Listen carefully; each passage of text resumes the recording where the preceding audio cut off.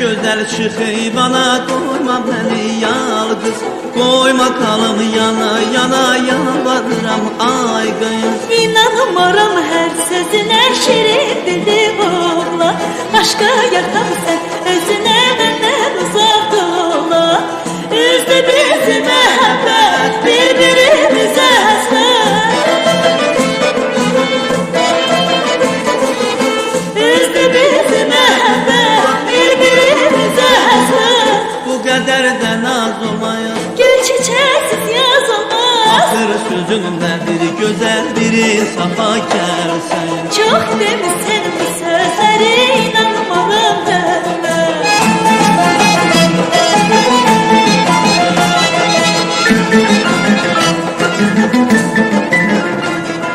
Sensiz geçen biricə günüm aya ile benzer. Bir ateşem koyma sönümü, eşkimi küle döner. Şirin dilli yar elinden, aman aman aman.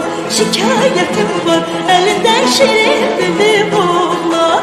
Üzdü bizi mehabbet, birbirimize hasret.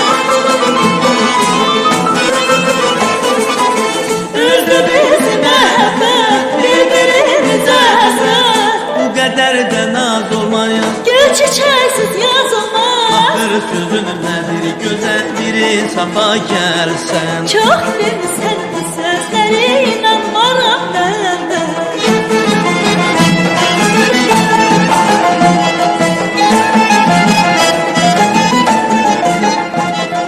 Anam alıp toy paltarı, boyun bağı ay kız. Ben hiç onun yok kararı, söz sendir yalnız. Çok sevirenler ananı, inan mənə oğlan. Ama sənə yok, inanın məndən uzaq ola. Üzdü bizi mehabbet, birbirimize hasret.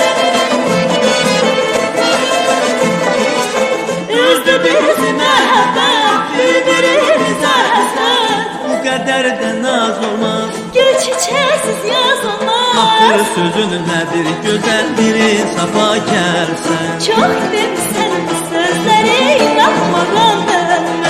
Ahır sözünün nedir güzel biri safa gelsen. Çok demişsin